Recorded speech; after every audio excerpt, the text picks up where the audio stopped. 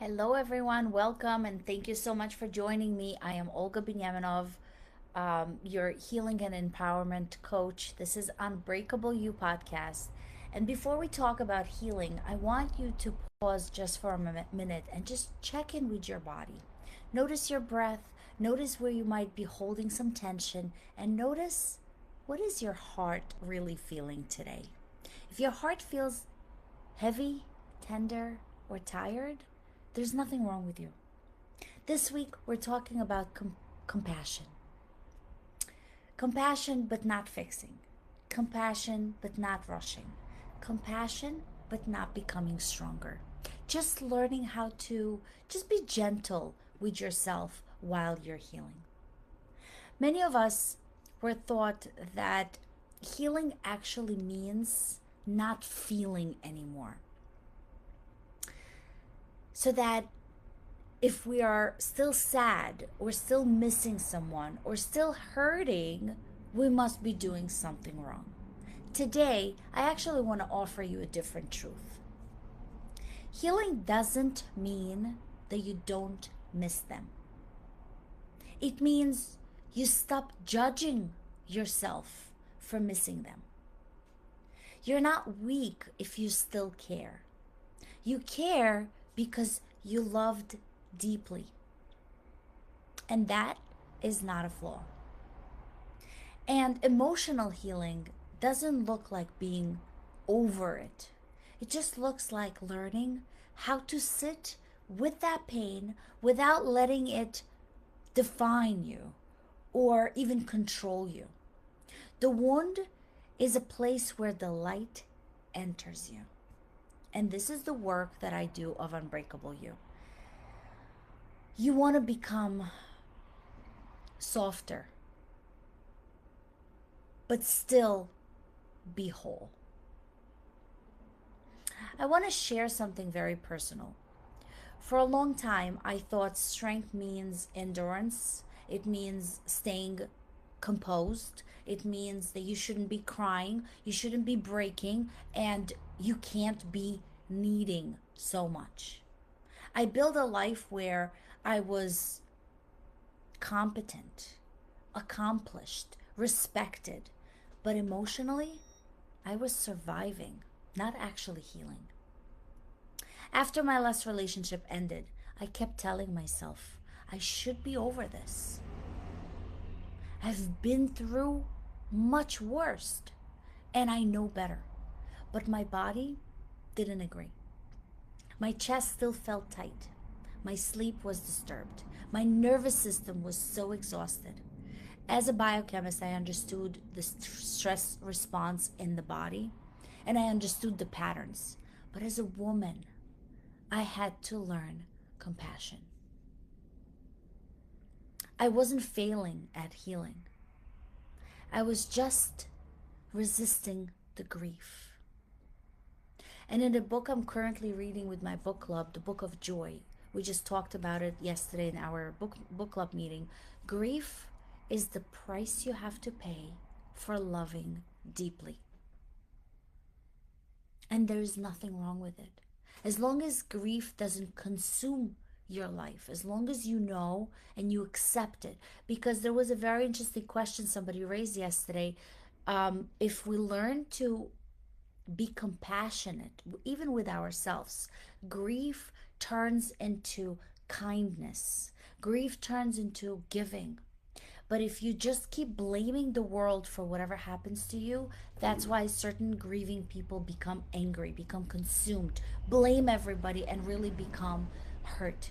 And I always say, hurt people hurt people. Happy people create more happy people. And here's what most people don't understand. Pain becomes overwhelming, not because it's too big, but because it's being unsupported. In neuroscience and even in psychology, we know that emotions move through the body when they are felt safely. When they are suppressed, they get stored. Suppressed emotions come up again. And this is why unsuppressed grief shows up.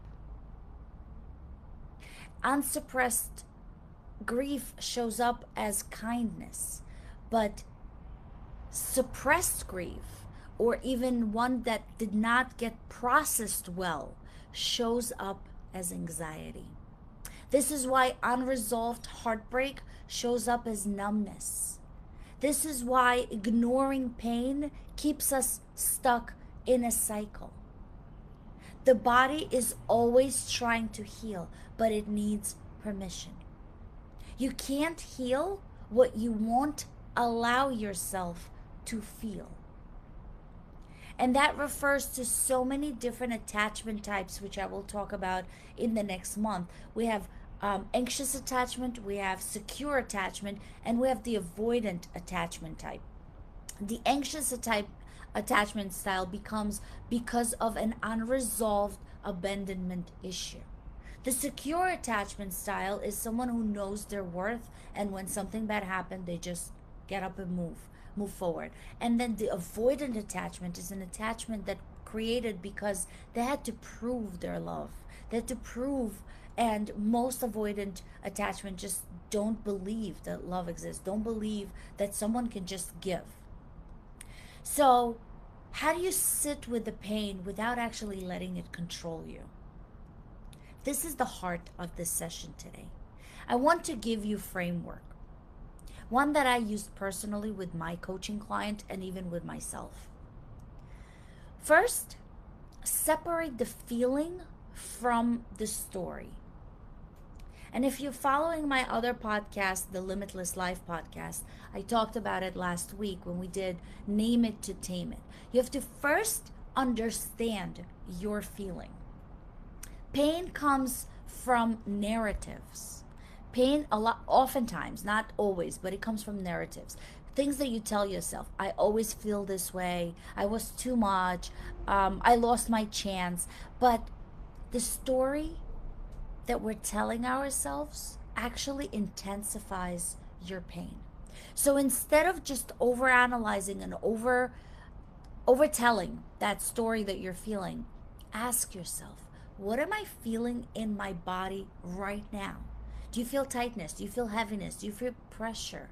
Feelings are sensations, but they're not conclusions. Once you identify the feeling and you understand what it is that you're feeling, normalize the pain. This pain makes sense because you're attached, because you had hopes, because you're invested emotionally. Grief is not a sign that you did something wrong, or you chose the wrong person, or you made wrong choices. Grief is a sign that you cared. Grief is love with nowhere to go. And once you do that step, your next step is just stay present without fixing. Oftentimes, we want to fix. You don't need to solve pain. You don't need answers today. You don't need to resolve every pain that you feel. You don't need to have answers right away. What you need is to stay with yourself inside the discomfort. When the pain feels witnessed, it actually gets softer. When the pain feels rejected, it screams to come back. And the fourth step is just offer yourself what you didn't receive. This is where healing becomes so powerful. Ask yourself, what does my heart needs that I never received? Maybe it needs reassurance. Maybe it needs consistency. Being chosen without proving your worth. You can begin giving that to yourself right now. I want to guide you through this journal prompt that you can do. And you can do that every time you're feeling grief, stress, hurt. Pause, take a breath. And the breath is really important. It's a very good step for your processing and for your nervous system to just go to the calm state, to the parasympathetic nervous system. What does my heart needs that I never received? Let the answer come from within you without actually editing it. This is not about blaming the past. It's about meeting yourself in the actual presence. This is the work that reparents your own heart. You are helping your own self. Because compassion is not weakness, it's actually courage. It takes courage to stay soft in a world that taught you to be hard. It takes courage to grieve instead of distracting yourself with something else. It takes courage to feel without numbing. You're not broken just because you're still hurting. You are healing because you are allowing the healing. Your task is not to seek love, but to find all barriers within yourself that you have built against yourself. And this is the exact work I do in the Unbreakable-You coaching. Not rushing the healing, not forcing positivity, but actually creating safety, compassion, and clarity. Today, I hope that I guided you through the steps, but we can work on this together. Healing your emotional wounds, rebuilding your self-trust, learning how to feel without drowning, and choosing yourself without the guilt. You don't need to become someone else in order to heal. You need support while you're becoming yourself again. And if this session resonates with you, speaks to you, it's because part of you is ready to stop surviving and start healing.